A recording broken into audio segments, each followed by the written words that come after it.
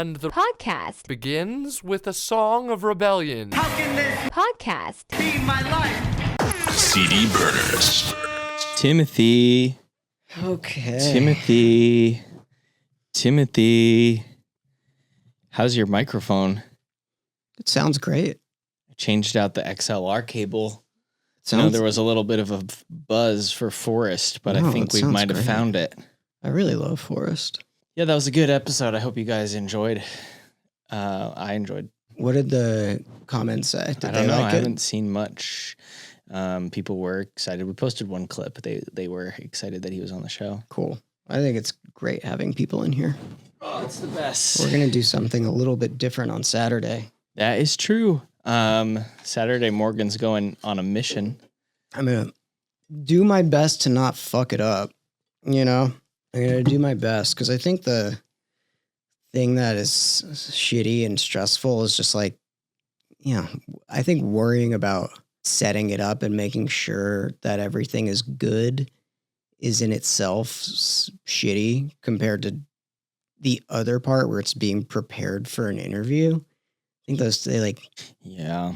it'll be fine though. And I'm up for the challenge. And I think it would just be, the only like thing that stresses me out is that it's like with the Get Up Kids. Yeah. I mean, they're your heroes. They're- You love those guys. They're definitely a very big influence in my life. And from listening to some interviews with them, You a little scared? yeah, like I think it's just like a lot of things. It's like A, listening to interviews with them, B, that I like them so much, C, me setting up some sort of like electronic thing, Mm-hmm. Yeah. and then doing an interview in like an unknown you're spot. you don't have home field advantage. Yeah, and I'm fine with that, but I think it's good to. It's like if one of those things was two of them, like Mhm. that's fine. But like all of it, I'm worrying for no reason. It's gonna be fine. It'll be fine. It'll be absolutely fine. Unless Matt Pryor yells at you.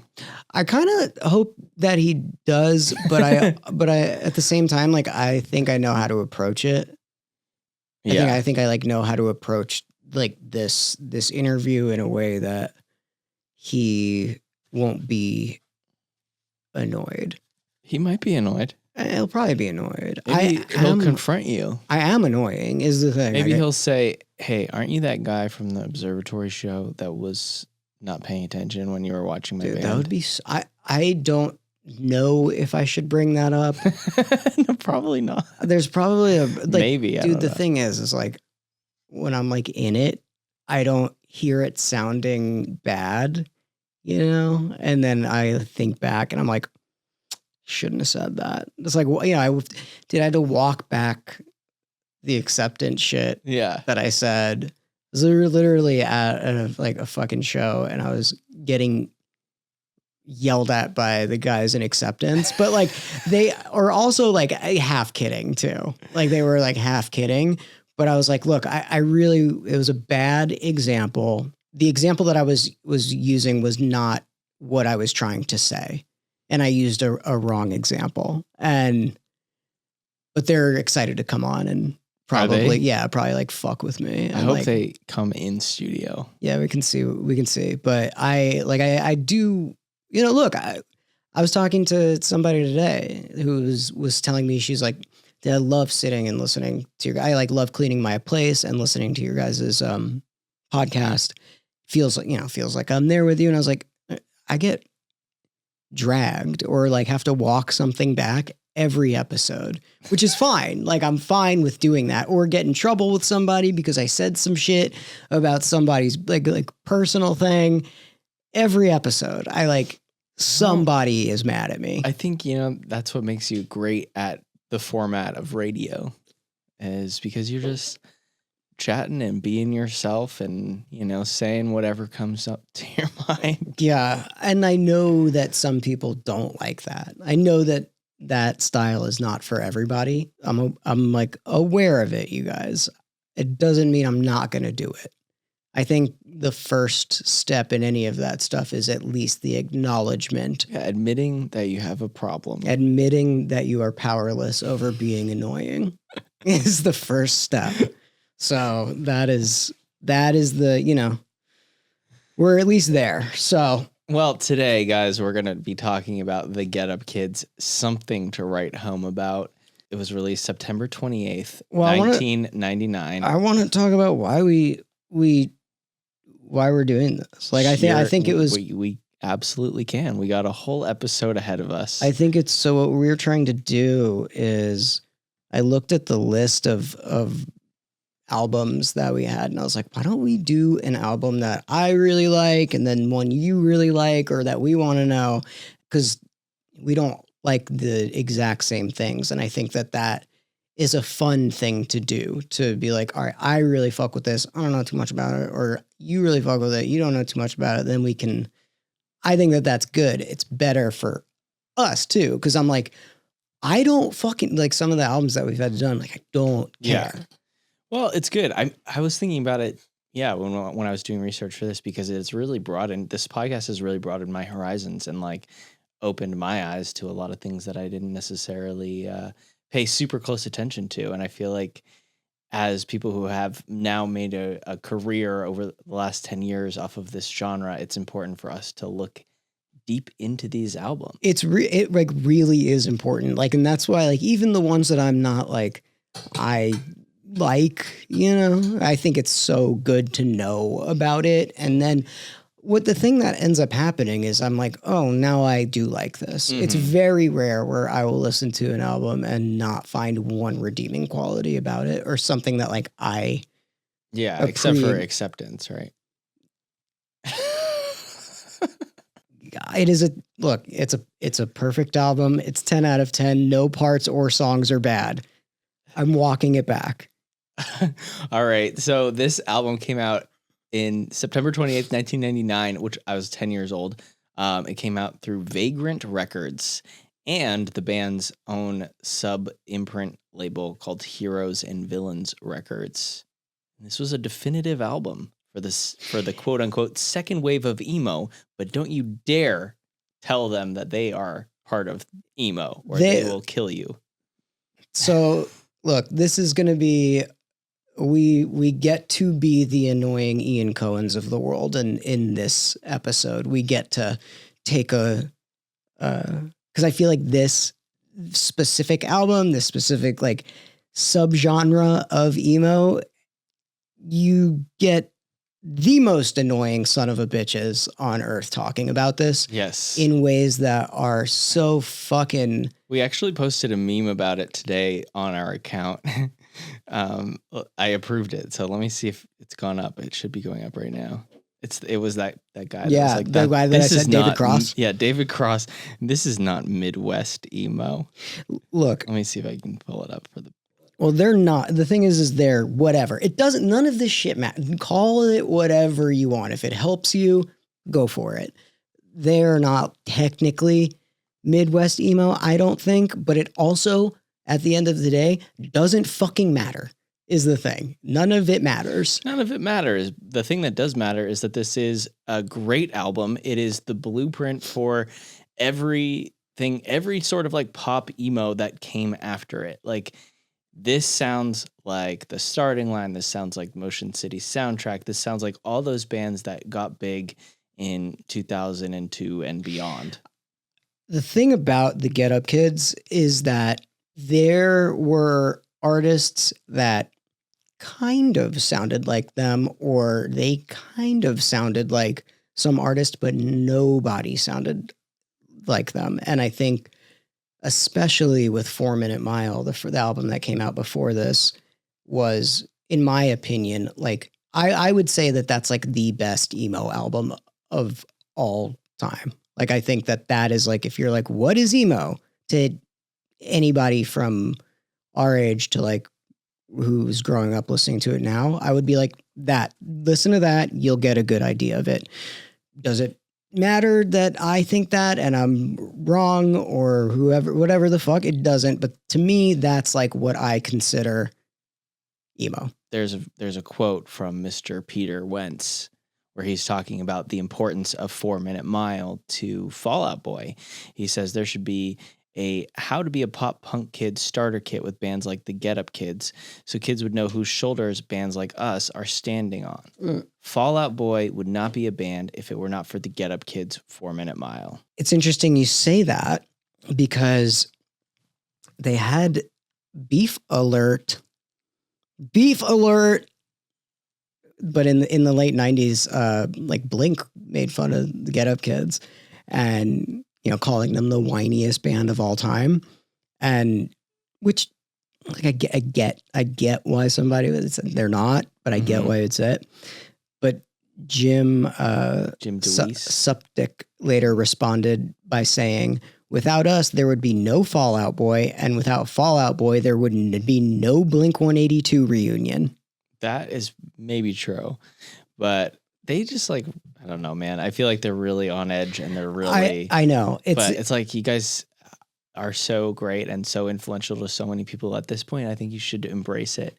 I just read right here, Mark Hoppus is a big fan. Well, you know, he said that he proposed to his wife to the Get Up Kids song, I'll Catch You. Anybody who's in bands or that are playing around that time or any around that genre even were like so influenced by the Get Up Kids.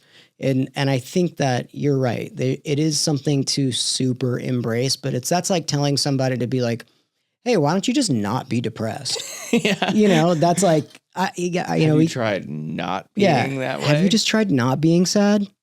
So it's like, or, you know, whatever. Have you just tried not doing this? It's like saying the same sort of thing.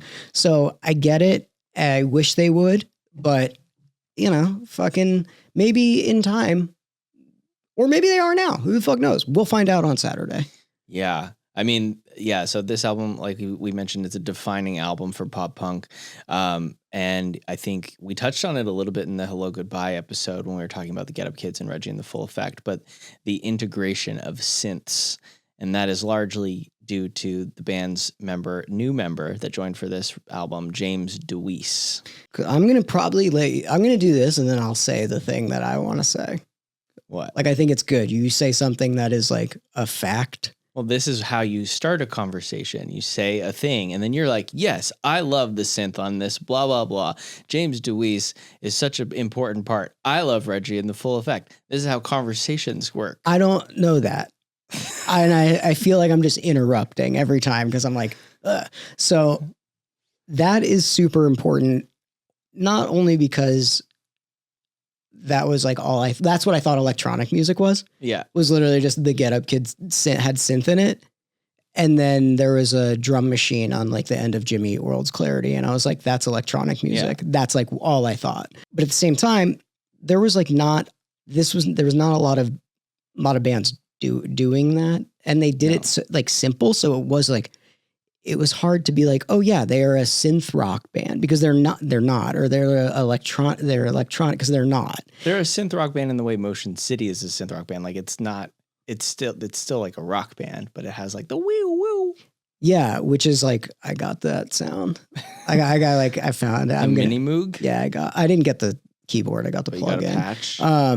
But the thing about the Get Up Kids that I think is so important was they were, you know, emo. The people are gonna be like, emo started from and be fucking annoying as shit about everything. They're not hardcore enough to like be in that side of like where emo started. They're not experimental enough to be on like the like Mineral or whatever the fuck Texas is the reason situation of that side. They're not like pop enough to be on like I don't know, when it started leaning like really, really poppy, before pop punk became more pop than punk. They fit in this like very strange sound that is distinctly them and kind of only them.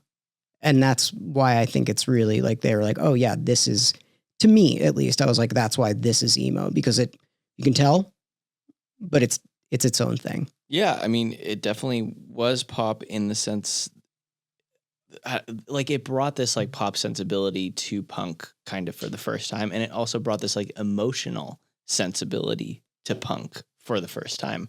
I think, they were influenced by those bands like Mineral and Fugazi and Yeah, which is like it doesn't sound like he doesn't Fozzy. It doesn't like this does not. I couldn't be like, oh yeah, that sounds like this. Maybe like some parts, but not really. I know they're also really into a lot of that like synth 80s rock. Well, did you look up the history of James DeWeese's career? I didn't. I figured that you would have. You don't know this. You're like the biggest. No. I figured this would be your thing because you're obsessed with Reggie and the Full Effect. I do love Reggie. And yeah, so that was like James's his side project. He was originally in a band called Coalesce. Yes. And he, I guess, was the singer or was asked to be the singer. And then they were like, there was some tension about that. And then Coalesce broke up and then they reunited. And then James was moved to drums. And that's originally like how he met and bonded with the Get Up Kids. I guess Coalesce was like playing this hardcore show. And then at the end of the hardcore show, James threw his drum into the crowd and it hit some girl in the head. And then like some other kids grabbed the drum and like ran away with it. And they were all chasing after it to try and get his drum back. And then they like became friends with the Get Up Kids. See, like those are the things that like I don't. The thing about me, I didn't really care about like the history of stuff if I liked it. Like I was like, all I needed to do was just like it. Yeah. So then he's like playing with the Get Up Kids full time. And then he starts writing some more songs that are like synthy. And then he fucking goes off and does Reggie at the Full Effect. And then, dude, his history, he worked on Newfound Glory Catalyst. And then in 2007, he joined My Chemical Romance as their touring keyboardist. Yeah, he's like a baller fucking piano player. Yeah, it's crazy. I mean, he's had a great career. He's just a legend. Like if you look at his discography, it's Coalesce, Get Up Kids, Reggie and the Full Effect, Newfound Glory, My Chemical Romance. And then it's just like everybody's side projects like Frank Iero, Gerard Way, Matt Pryor, Death Spells. Like, cool.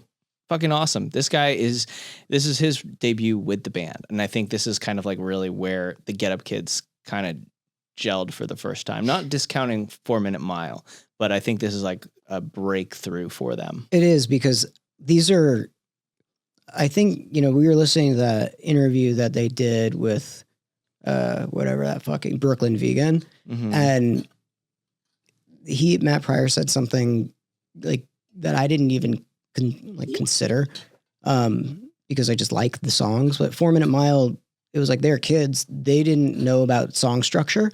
And so those songs kind of didn't really, there was no like, you have to put an intro, a fucking verse, bridge. Like you didn't follow any of that stuff. I mean, it did to an extent because they're songs, but I think something to write home about, they grew up so much as musicians and songwriters from those two albums that these songs are like, oh, this is a full song. Like every song on that album feels like a full song. And I do feel like as much as I love, which I love 4 Minute Mile, I'm not discounting it at all. And I think that that's what makes it amazing is that sometimes it just feels like parts put together to make a song. Also like the chord progressions and the actual whatever music that's coming out of the instrument, like there was less, that's where I can see like the more Fugazi, Mm-hmm. the more like punk or hardcore emo-ish shit influence instead of Something to Write Home About. Something to Write Home About feels like they're growing in, it does feel like, or you're like, damn, this is a band. Usually that kind of stuff would be reliant on a producer, but they didn't really have a producer on this one. They did record it in Fancy Studio here in Los Angeles. They recorded it at Mad Hatter Studios in Silver Lake, but they still sort of like self-produced it. There were a couple of engineers / producers, but like pretty much it was produced by the Get Up Kids. One of them is a man named Chad Blinman, who was my professor at Berkeley. Really? Yeah. Really? Mm-hmm. What did he worked teach? with some production classes. But he also worked with the guys who did Legion of Doom, our original predecessors who combined emo and EDM. Bro, I do not know what you You don't said. know about Legion of Doom? Literally don't know what you just said. You don't remember Legion of Doom? No. Dude, there were these like bootleg mashups that were floating around on LimeWire of people mashing up electronic music with like Dashboard Confessional. I didn't know Brand that. new. I had no It idea. was called Legion of Doom. It was like 2 producers. Didn't know that, but I did know. All I thought, the only thing I remember was Girl Talk. The quiet screaming. I never sleep, avoiding the spots where we'd have to speak, and this bottle of beers is taking me home. I like don't think I've ever heard this.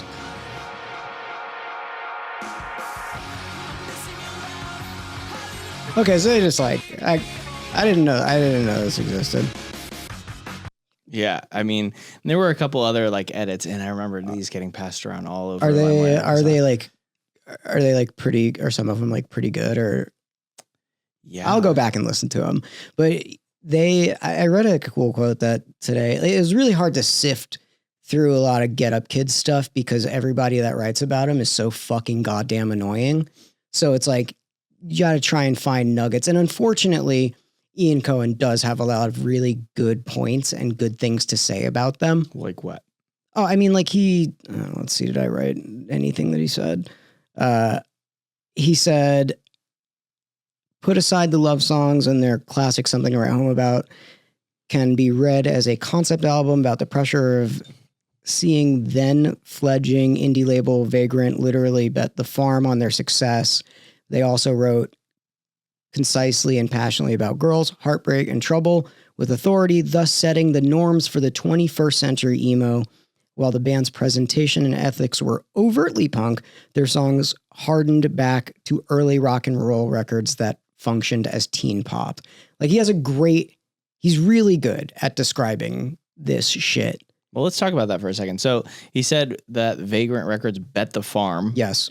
I'm sure, I don't know if anybody on this podcast knows, but there is a lot of lore about Vagrant Records making this huge investment in the Get Up Kids. Like they offered them a record deal, and then the dude who started Vagrant, he had his parents like remortgage their house. Yes. So that he could pay for this album. Wonder how old he was. And the Get Up Kids led Vagrant to attract a whole bunch of other great bands and signings to their label over the years, like Dashboard Confessional and Saves the Day, and so many other bands were attracted to go work with Vagrant because the Get Up Kids were so influential and fairly, actually, commercially successful.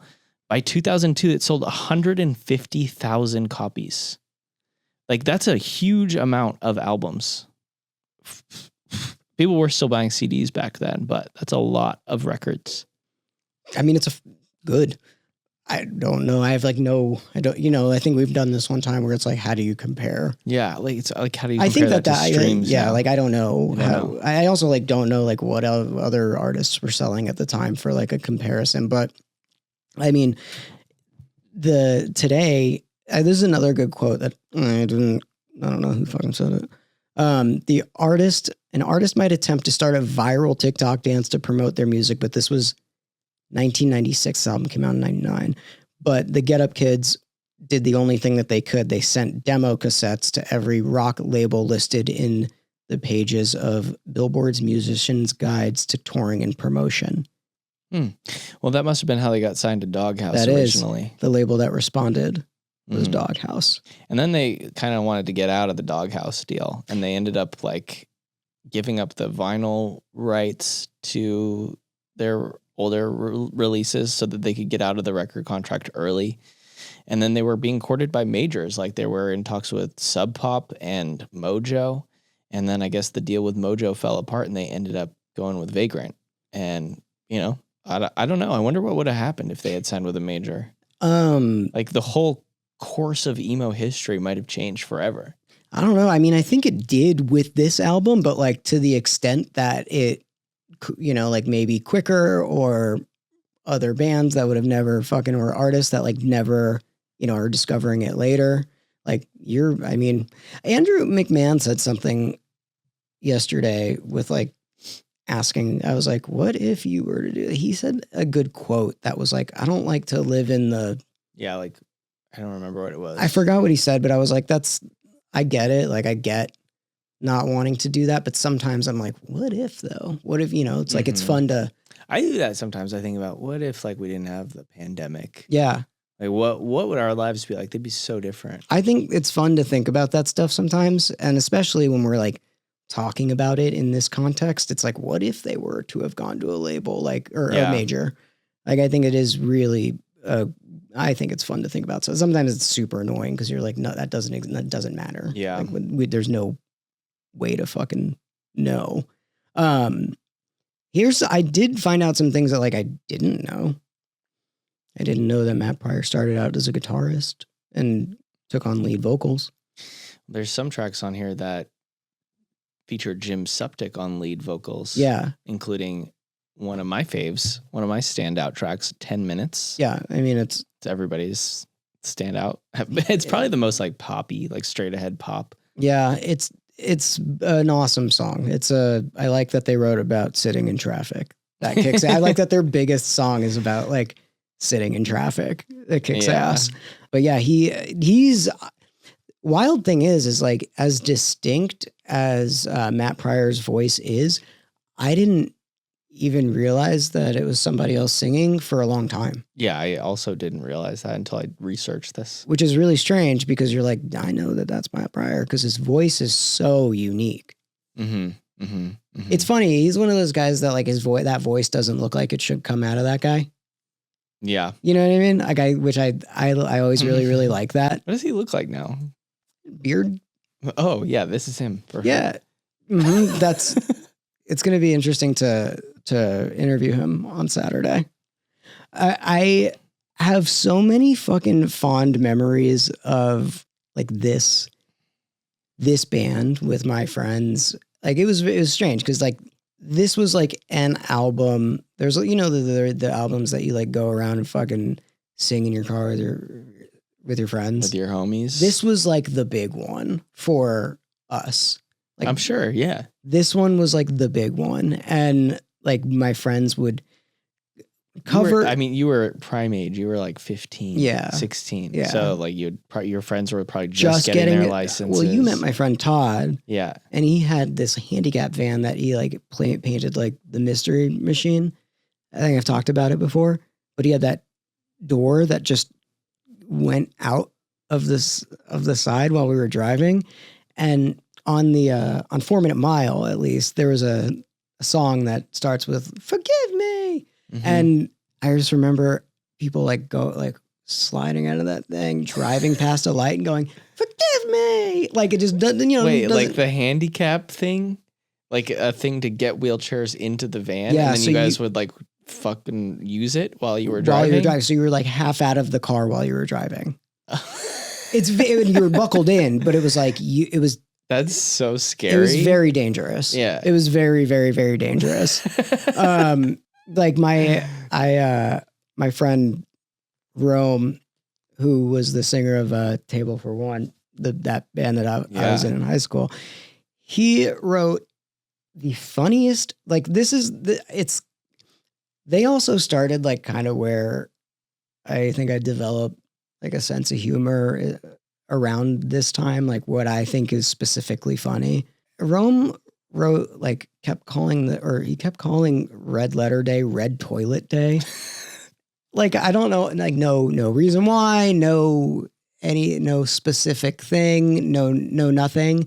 And I think that, at least growing up, when you were developing the things that you really, really liked and the things that kind of shaped you as a person, this album was very much like the soundtrack for all of those things that I did, which is why it also means so much to me. Not just the fact that it's like kind of the core of what we do is for work, but it was also just like a very influential album for my life. For your youth. Yeah.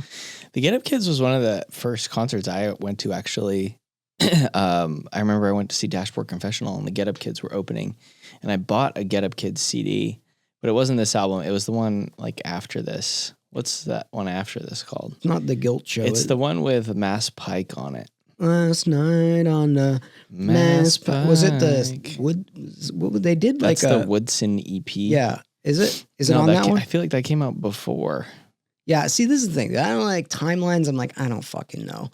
Timelines and Billboard shit and sales. I don't know. I'm like, It all gets confusing too because at this time, guys, a lot of us weren't buying CDs. Like, I think I found the Mass Pike song on Kazaa or LimeWire, and we would just burn the CDs, and you kind of just like found what you could and downloaded it and like hoped it was in the right order. And it was also, it was like on a CD. Yeah. And you're like, I don't know when this...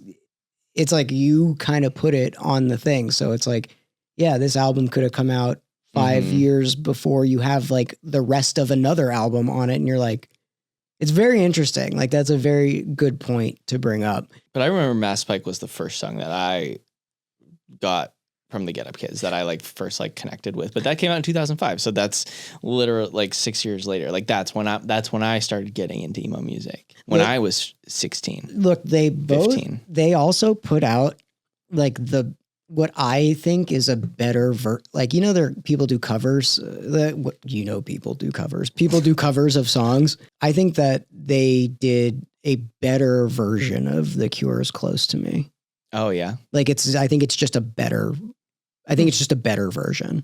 Is that just like B-side thing? Like Yeah, a bonus track or I think something? it was around this time though. I think it was like on, I don't know. It was around then, but it was, I think it was on the same thing as Mass Pike. All of this, again, podcasts of misinformation. Live at the Granada is what Mass Pike is telling me, but I don't remember it being a live recording. I don't either.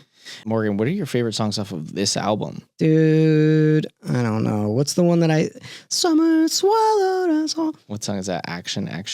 No, I don't know. That's the thing is like, I don't know the names I just know this album. You just know the album. Every part front to back. Close to Home is what that song is called. That is like one of my favorite songs. I mean, I really like every song on this album.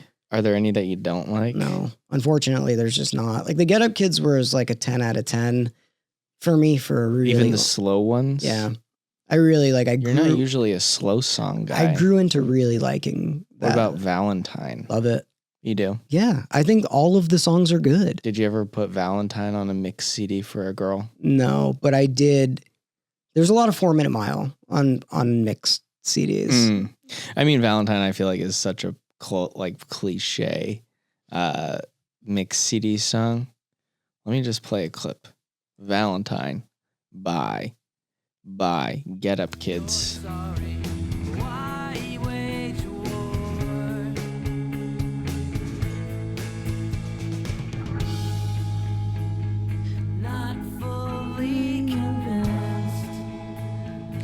right, I'm going to put on Close to Home.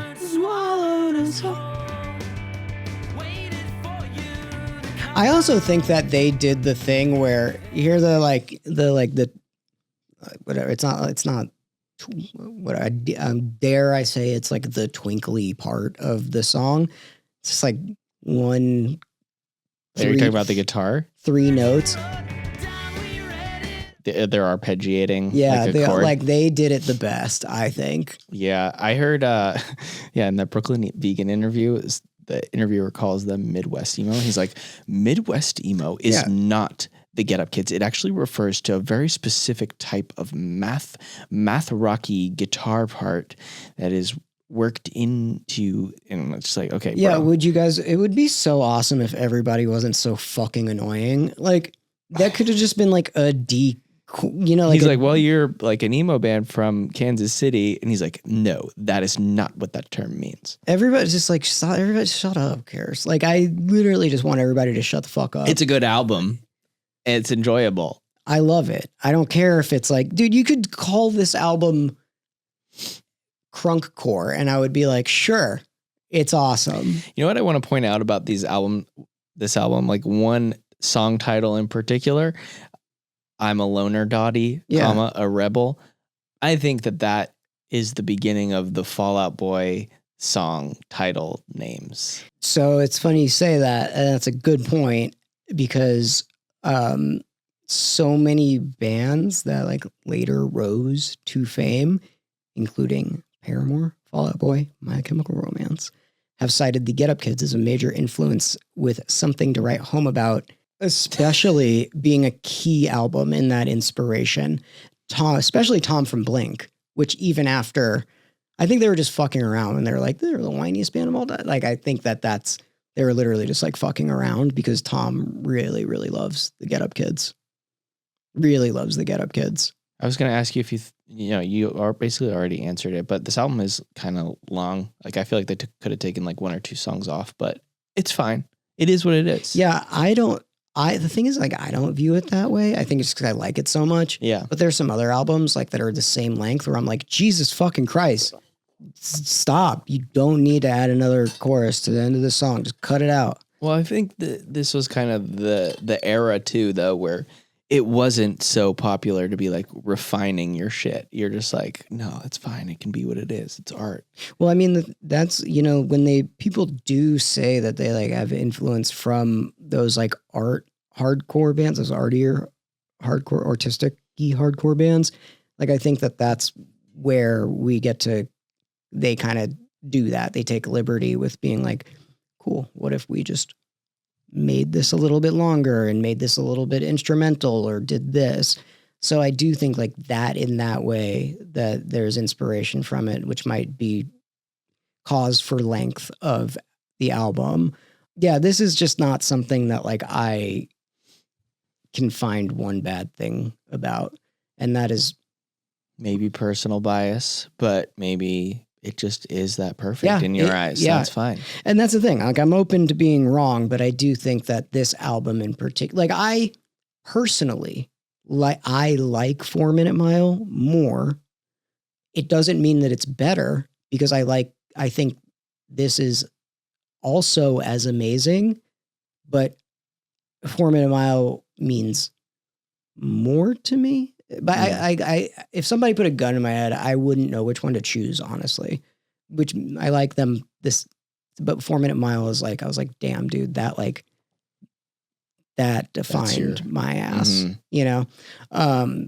But I also really think that a lot of the stuff that they did afterwards is so good. Like, some of the albums that they put out after these two, I know that they, like, I feel like they also kind of get bummed when people are like, yeah, these are like, I love their first 2 albums. Yeah. I don't know. There are some fucking amazing songs that, and like some of the album, they are good songwriters. Guilt Show. That was my first Get Up Kids album, 2004. Yeah. Yeah. I just recognized the cover. Hold on. Let me look up what song see, I just don't know any name. On a Wire was fucking slamming. Like the one that came out after Something to Write Home About. On a Wire was awesome. It was like, I think then they were like, we're the Beatles now. Like, they did it, and when every band does that. Mm-hmm. I think that was their theirs. Beatles phase. Yeah, but they did it awesome. And I don't think, damn it, I hope they don't get mad at me for saying that, but like it, every band does it. It's okay. It's like an okay thing to do. And I think you guys did it really, really well. And I'm sorry, but really, like, every fucking song, like, this is a killer fucking opening. Oh yeah. You always sing this one. Yeah. Yeah. This song is great. Like this one. See how it's like, but like, this is a great album. Damn, every single one of these songs. This song, fuck, dude, this song is what I sampled that other day when I made that thing I showed you, where I remixed a Get Up Kid song that he's gonna kick my ass. It's awesome. I know we're not talking about this album. I just love the Get Up Kids. We'll have to do another one on a Wire. I really love it. I have some fun facts. Let's hear them. Which I didn't know. I didn't know this shit. They opened up in 2001. They opened up for Green Day in Europe. I did hear that. Yeah.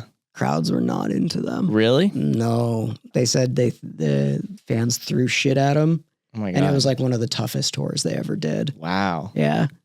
That's wild. Yeah, really, really. And then also on tour with Morrissey, they got God. yeah. They got some good gigs. Yeah, but they got so fucked up, they got kicked off of tour. Which like I never pegged them for like that. Really? Yeah, but Morrissey's also kind of a huge pussy. Yeah. Who knows what really happened? Yeah. So He's an asshole. yeah. And so they also, this is a really cool fact.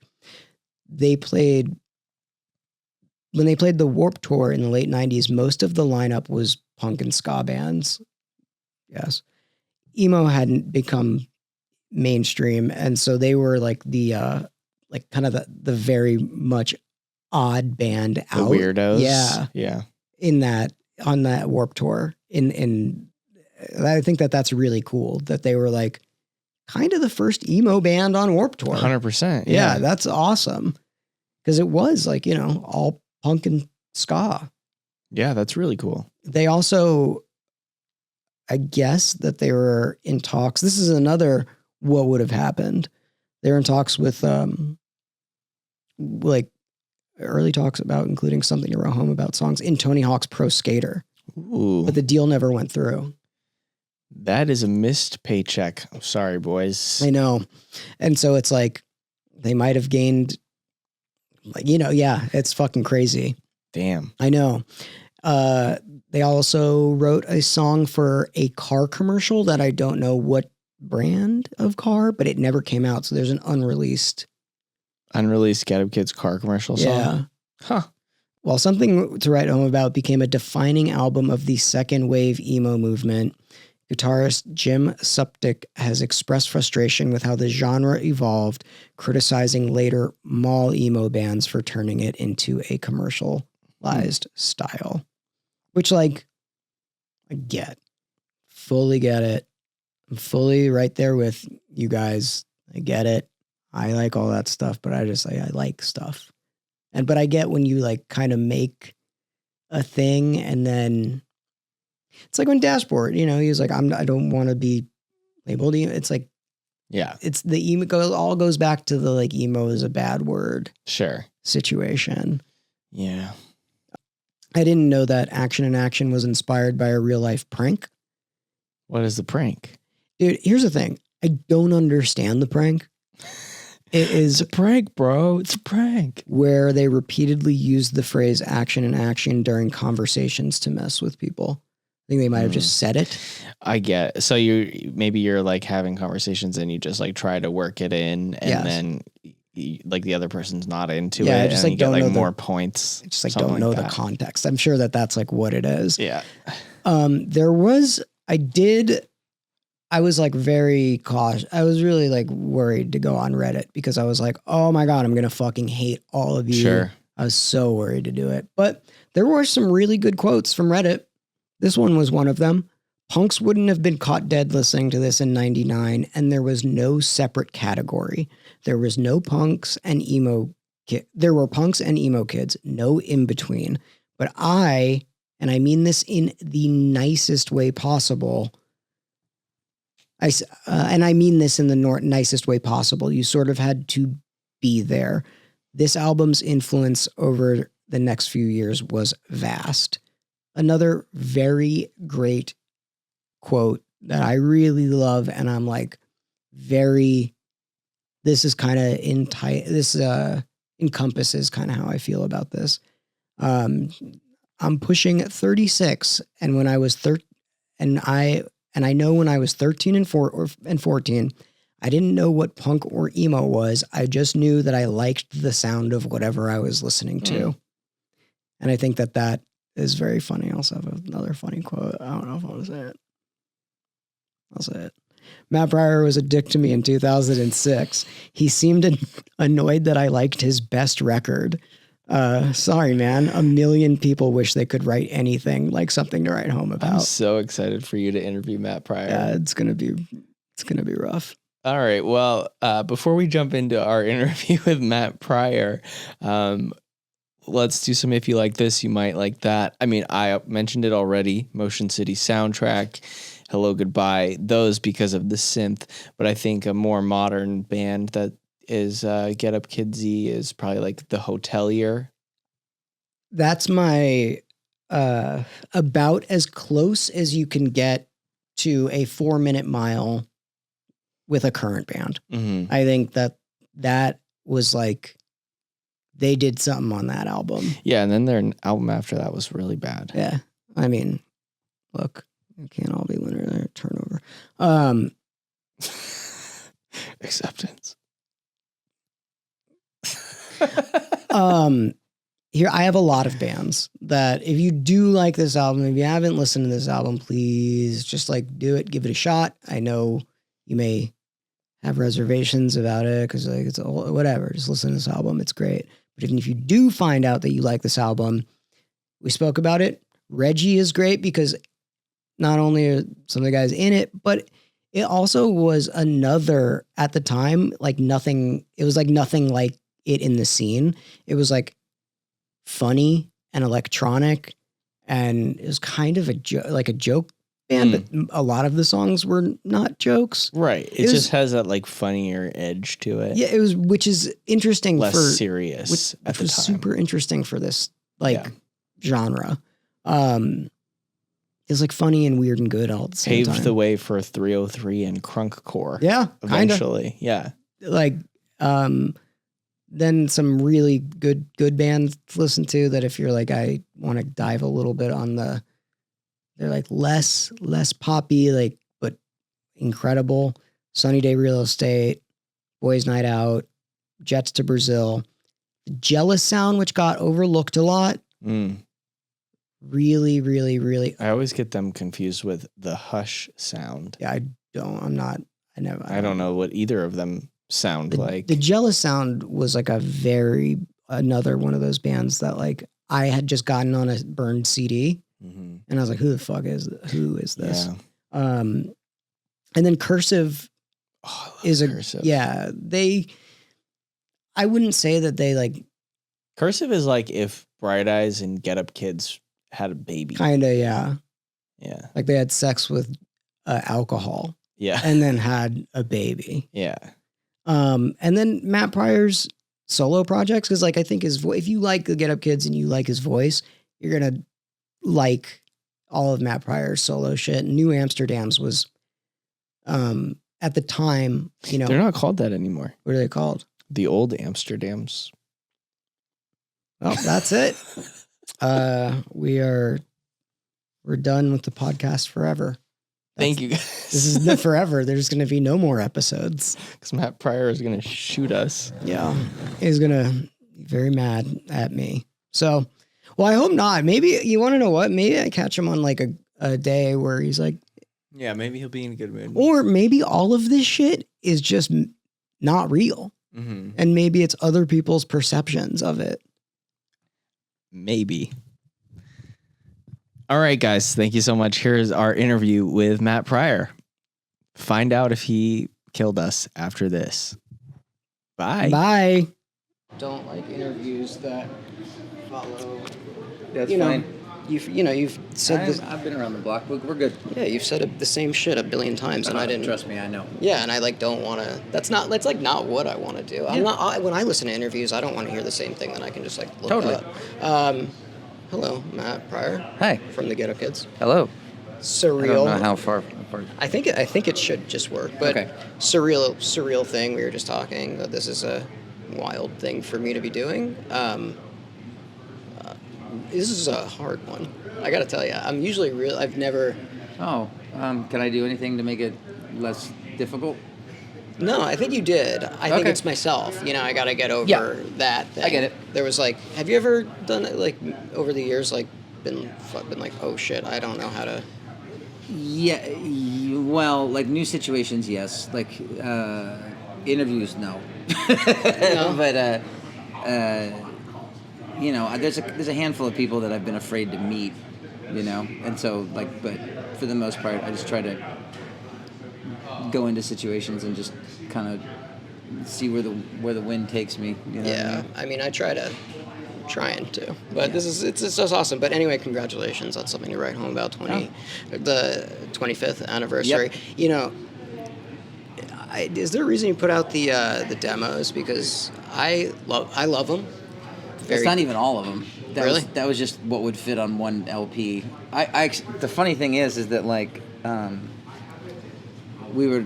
Jim unearthed them. I didn't know we even had them, and Jim found what were they on? They were like a cassette. Like they found them on an old cassette, and then Rob and Ryan have a studio in Ryan's house, and they got like an old tape deck and like dumped the cassettes into Pro Tools and like EQ'd them a bit, and then Rob and I had to go through and listen to, because there's some demo songs that are just like, I don't even know what the hell that is. Right. Like, I don't even know what song that is. And it may not have even been, because it's just like me and an acoustic guitar. You know what I mean? It's fucking awesome. No, it's awesome, and I like that you didn't go in and like tune any. You just kind of No, and it was, but it was a very much a like, I've listened to him exactly once. Yeah. Because I hate the way the vocals sound. Yeah. And I'm just like, okay, I hope that people appreciate this because it's painful for me to listen to, but you know, I see the value in it. There is you know? value. I mean, when somebody like I'm going back and I'm like, I know those songs for now 25 years and hearing them in a different light, and I think there's something really special about knowing that you guys were kids, and those are the demos those were real. And absolutely, yeah. It wasn't like a manufactured No, thing. They're fucking awesome, and I'm really happy you did put that out. Well, maybe eventually we'll put out the deluxe edition. That'll be like 4 LPs. I mean, I've always considered the thing. I'm just like, I can't even read my hand. I wrote this on the way here. I just want to talk to you. I mean, I always consider. I've listened to a bunch of interviews with you, and I think that you and I kind of share somewhat of a similar thing where people can't really read us if we're like fucking around. Oh, or joking. people just think I'm an asshole. Yeah. I was thinking about this last night because so during like a really, really quiet part in the set last night, some guy just goes, "Yeah!" like really loud, and it broke me. Like I was on SNL, like I just started laughing in the middle of the song. Yeah. And so afterwards, I just kind of said in the mic, I was just like, "You motherfucker." Mm-hmm. And then I think I was trying to get the crowd to clap along in a part, and I said, "You motherfuckers up in that balcony." And then I was like, I really got to stop calling the crowd motherfuckers, because I don't mean it in a negative, get off my lawn kind of way, even though that's kind of what my vibe seems to be. I'm the curmudgeonly old man or whatever, but it's just like, I just mean that as like a term of endearment. That's the way I feel. And so like I think that there's like a couple interviews that I've listened to where like I think that the interviewer that's also probably why I was a little bit fearful of coming in here. I'm not gonna, I mean, I've been an interviewer enough times that I can listen to, if someone's asking me something I don't want to talk about, or if they're taking it in a direction that I don't agree with, then I don't feel uncomfortable. Then I feel comfortable, like, I guess, correcting them or making sure that I'm understood. Well, you are a really good podcaster. I try. I haven't done it in a minute. Yeah. I don't think I've done it since I've been sober. It's a different experience. Yeah, I imagine. Is playing a little bit strange? No, not anymore. I mean, I was a little nervous about it the first time I did it, but it didn't really feel that much different, to be honest. It's more about my issues with playing were like anxiety based, and then I would drink to like try to make that go away, and that doesn't. It works like for a short period of time, and then it doesn't work anymore. Then it goes in reverse and makes it worse. But once I'm on stage, I'm at work. I'm basically like I just plant my feet and I'm just onward and I also like this is it's a strange thing because this was something that like I never planned. We never planned to do this. This was like a thing, and now I'm doing research on all of these artists that I just really like, and so I'm like I never look up an interview with any of these people. I just like their music. That's fine. And I think you're overthinking this. I am. Yeah. 100%. Yeah. I wouldn't worry about it. Usually, I mean, we do this all the time. Yeah, we do it with so many artists, and I don't really. It's never like a thing. And for some reason, this one it's an important one to me. The albums that like shaped my life are one of yours and that's, I'm sure you've heard it 8 billion times. But let me add to the 8 billion and one. That is the thing. And the cool thing about it is when I was growing up, I always thought Get Up Kids was a pop band. Like it did. Yeah, we are. Yeah. Yeah. We're a rock, guitar-based pop band, indie rock and roll. You know, like that's why even like back in the day, the emo thing was never like a something that we chose. You know. I mean, when I listened to the Get Up Kids, I'm like, oh, these are catchy songs. I think what the Get Up Kids did for me, especially something I write home about, was I was like, all right, I like things that are a little bit alternative, and I think that it satisfied that alternative need for pop, and I think it, really solidified a place and time. Like for me, I was like, this is a perfect pop album the way that I Well, it's want cool it. then that like because it's definitely like a document of like where I was at and where I was at like lyrically and where everybody in the band was at like musically speaking. So the fact that other people, because that's how we feel about it. It's like this compartmentalized. It's kind of like getting a tattoo. Yeah. It's just like this now exists here. And if I change, that still stays the same. So it's just sort of like a document of that time. And the fact that other people get a similar feeling from it makes me feel like we did a good job. Yeah, you did a great job. I mean, the thing, I speak about it because we do a whole podcast on this album, and then we talk to the artist, Okay. or we do vice versa, right? And I said it in the album, or I think before, but like when I, to me, if somebody was like, what is emo? I have no idea about it. They're like, I have no fucking clue what it is. And I'd be like, I'd give them the first 2 Get Up Kids albums, and I'd go, just listen to this, do what you will with it. Even though what I just said, I'm like, it's pop. Kind of define that sound, and I mean, I don't know if you Yeah. say so. Like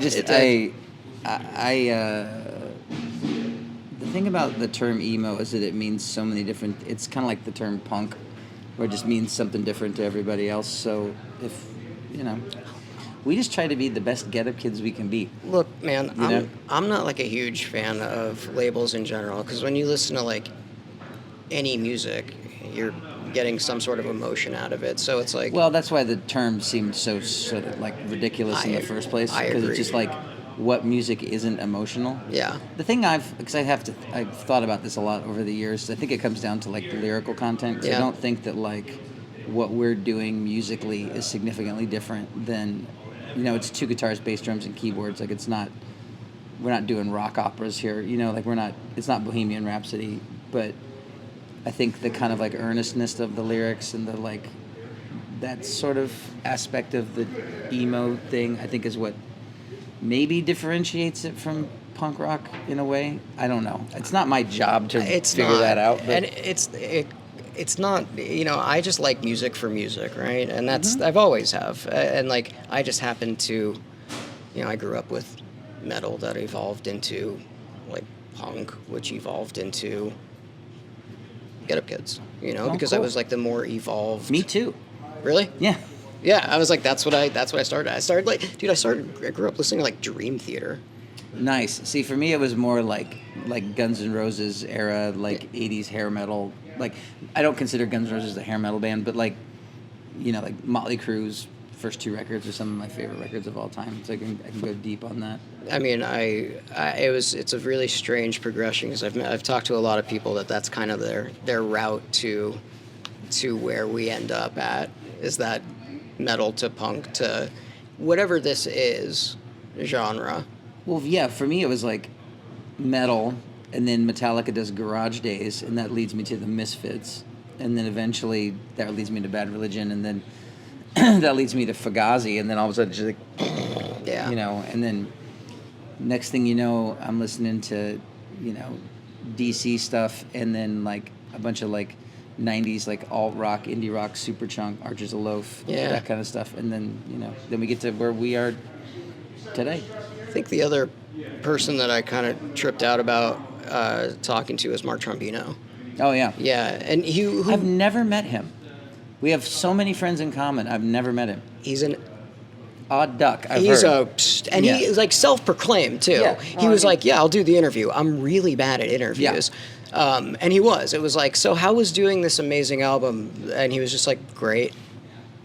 And which is funny, and like it's like Yeah. a funny thing to do. Well, he's just honestly he doesn't sound that different from most audio engineers Yeah. that I know, because they're a unique kind of, they're just a certain kind of person that just does what they do, and they want to talk about outboard gear and processors and microphones and shit, and my eyes just glaze over and I go like, just make it sound cool, man. Yeah, That's it.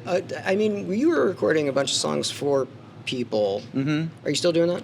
Yes. I have a song shop. So when you record, how are you doing that?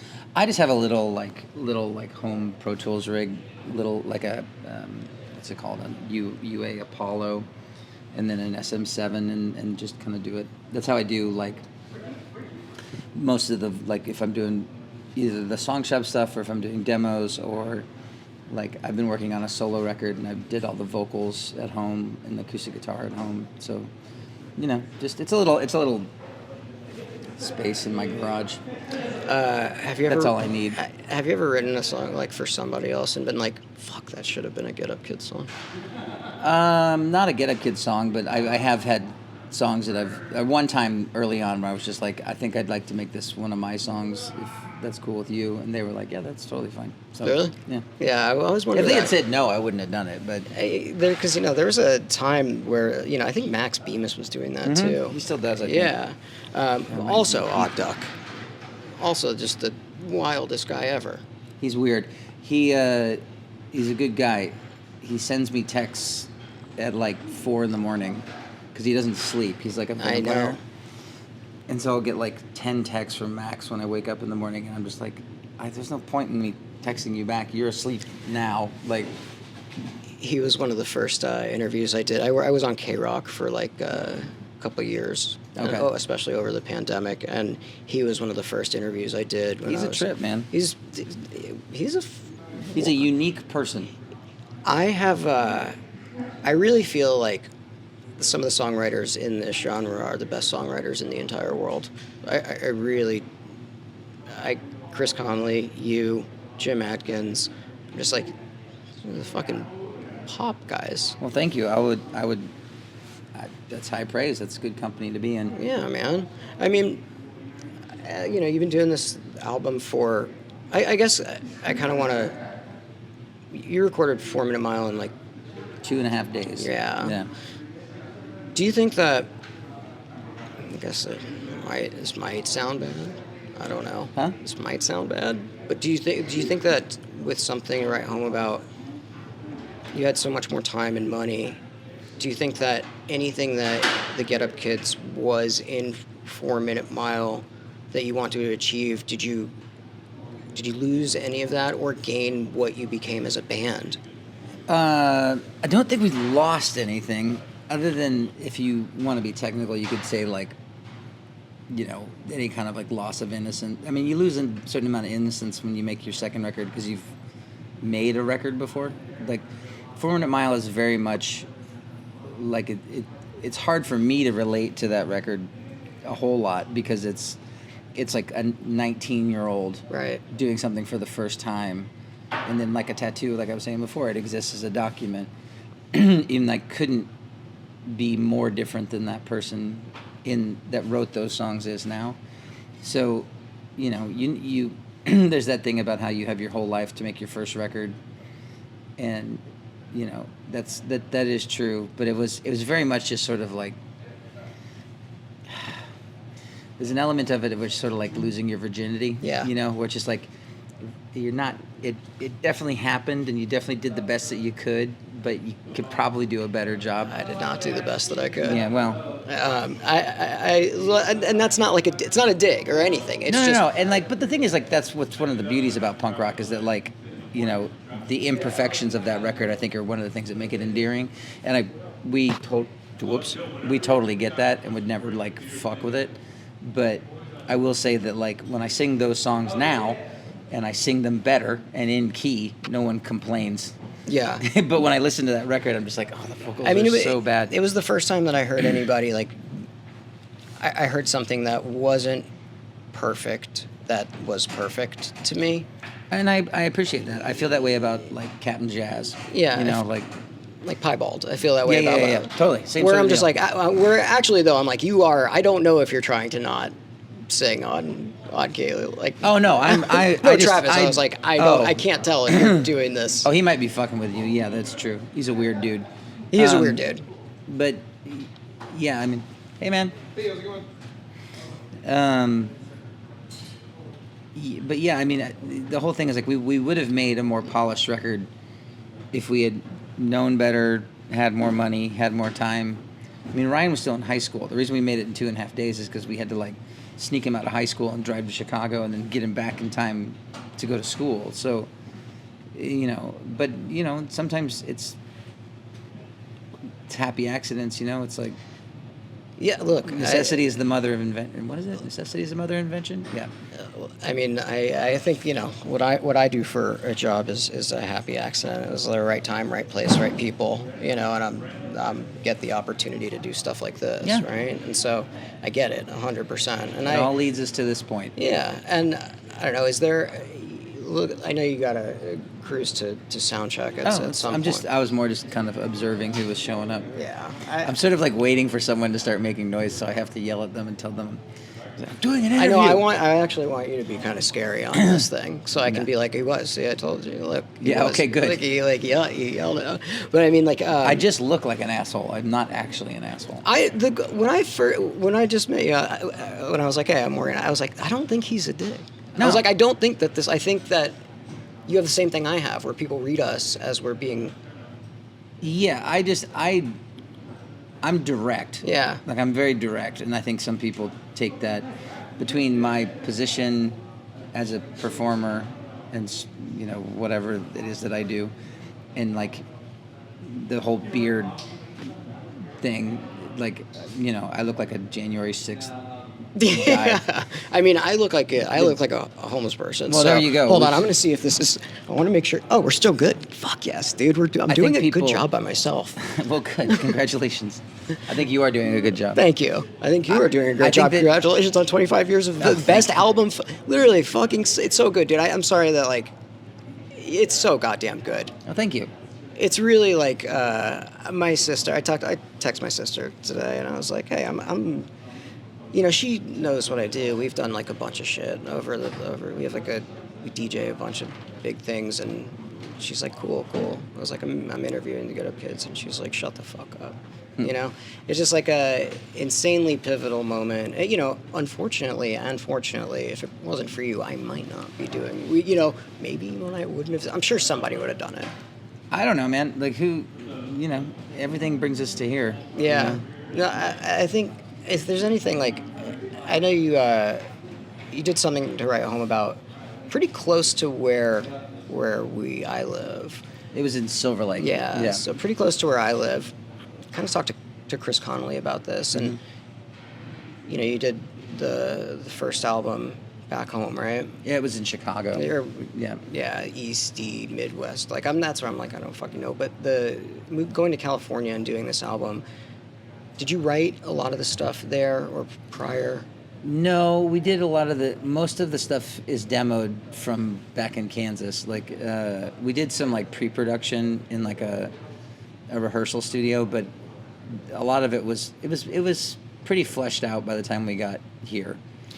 So, do you think that like being and recording in California had an effect on the way that the album sounded?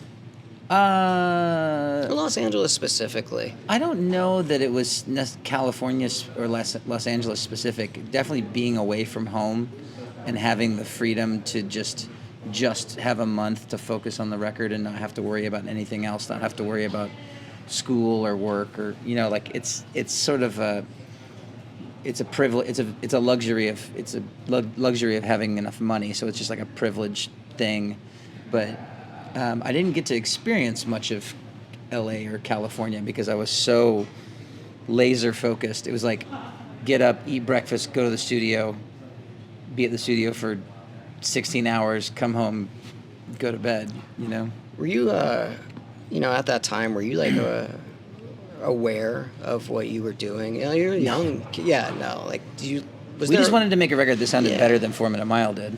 Yeah, I mean, even being in a band and not being like, oh, I'm I'm gonna tour. I'm gonna do this. Well, we had done that for the 2 years before we made the record. There was a definite point in that first tour that we did in 1997 where we were like, because we were just going to take the summer to go on tour, and then everybody was going to go back to school.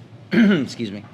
But then, like, at some point during that tour, we were like, I think we could do this, and school's always going to be there. Like, who knows if this will continue to be here or not. So we decided to take that leap. And then we spent the next 2 solid years touring. So by the time we got out here to do something we're home about, we were a pretty well-oiled machine. I mean, has it, over the years, like, has there been like a, you know, because you have kids now. Mm-hmm. Like, are you, like, you guys got to do this path? Because, I mean, I think you're a little bit older than me, but not by much. And, you know, growing up, I knew that, you know, it was go to school, go to college, get a job, get married. Kind of, that's the fucking thing to do. And, you know, how is it raising kids, like, being a tour musician from this punk rock world? Well, I don't have those expectations on them because it certainly didn't work well for me to have that kind of like white picket fence sort of expectation on me. So, I mean, honestly, all of my kids are pretty musical, and it's, if anything, I think they can take away from what I do is that, like, you can make a living in the arts. It's just a lot of work, and it's maybe a lot of struggle, and there's a lot of luck involved, but it's mostly hard work, and that, you know, it's not like this, like, glamorous, like, even if you're successful, it's still work. Like, you know? And a lot of the time it's just sitting around. Like, yes. if you're touring, like, I mean, we only did one, like, because we're constantly, like, on tour. Yeah. You know, it's like we can have shows in, like, 6 cities in a night, but, like, we did, like, one tour on a bus, and it's the first time I've ever experienced that. Just sitting most of the day. Yeah, it's a lot of hurry up and wait. Yeah. Yeah, I mean, like, do they have aspirations to do this? Maybe. I don't know. It's kind of, I'm not trying to push it or anything. Yeah. So. How old are they? They're old.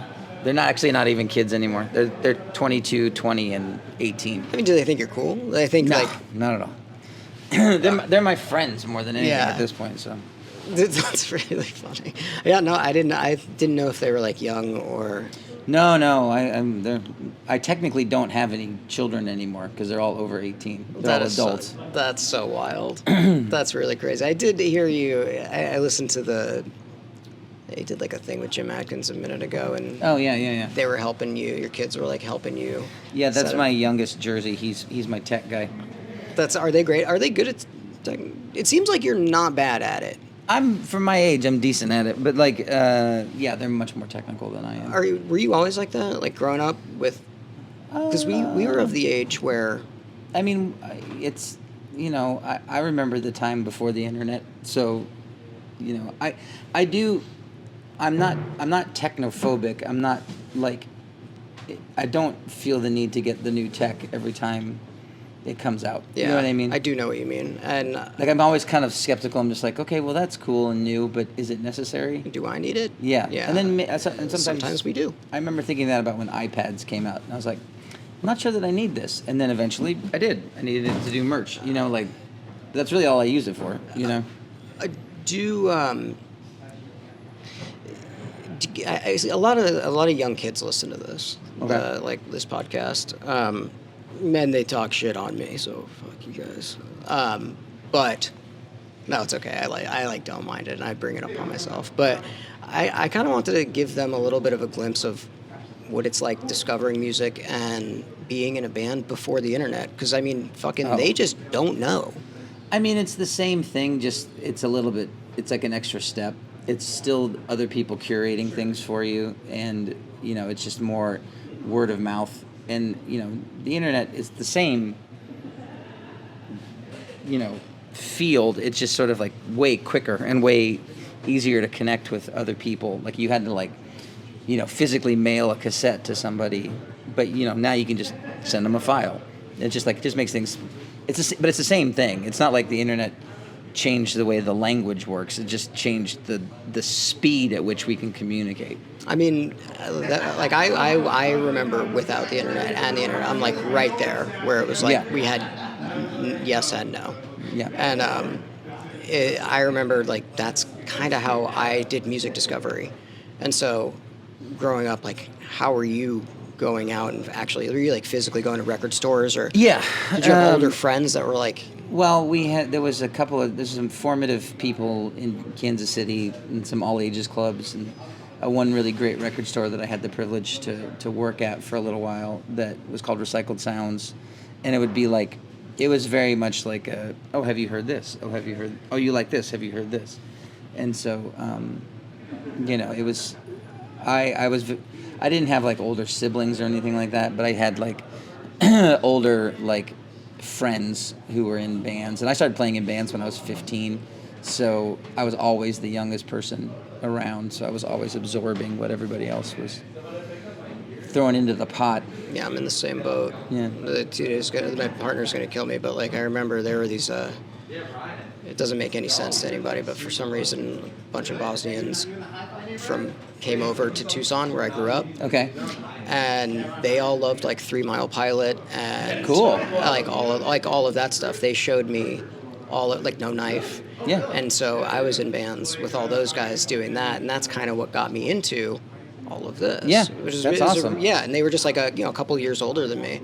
And like shaped the. It's funny now because you see people who are wearing like that era of like I saw somebody wearing an Indian summer shirt at one of our shows one time, and I was like, that's a 7-inch I had in like 1995. I didn't know that was still a thing, like. So that's cool that like it got that far. It's really wild, and I didn't know about it is the thing. So.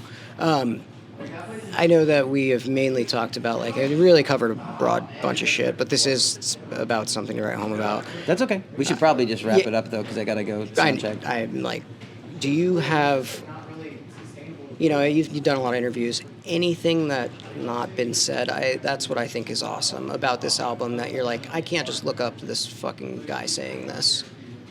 Kind of put you on the spot. Trying to think. Or any good stories from recording. Those are the things I really like. I've told the story before, but not very often, is that like when we were recording, so the studio we were at was called Mad Hatter, and it was in Silver Lake, and it was, they had this grand piano there, and it was this like $300,000 Steinway piano, and it was signed by all these people. So like Paul McCartney had played it, and he signed it and stuff. And that's what James played the piano line on I'll Catch You on. But the thing is he was walking into the booth and didn't realize that the sliding glass door was shut and just rammed right into it with a full throttle with his head and cut his head open. So he went, and we're like, why don't you lay down? And he's like, no, I'll just do the take. So the take of I'll Catch You on the piano, he's bleeding on the piano, and then he had to lay down when he was done. But we're like, don't bleed on this priceless instrument or whatever. And then at the very end, you can hear him slamming the piano key lid down, and that's just him kind of like falling over because he was getting lightheaded and stuff like that. So that is a great story. Cool. I'm gonna listen to that song in a whole different way. Dude bleeding on the piano. Yeah, just imagine that. That's more metal than emo, I guess, but like it's still. I have one personal question. What is the synth that you guys use? Like, what is that main synth that you guys use throughout the first? A Moog Prodigy. God, that's what I thought. Yeah. I couldn't look it up. It's not anywhere on the internet. Because I was really? like, yeah. It's I think it's in the music video, in the action video. I think it's that's the keyboard he was. I tried to literally look it up. You can type anything into the internet. Yeah. Like, they used X amount of gear on this, and I was like, whatever that is, I'm gonna buy it because I went back to school for music. Well, you can still do it, dude. But well, thank you so much. That's my sign. He's like the guy at the Apollo that has the cane. Yes, that pulls people he's off. pulling us off. Yeah. I really appreciate it, and thank you for speaking to me man, candidly. cheers. Yeah, you're the best, Thanks. dude. Thank you very much.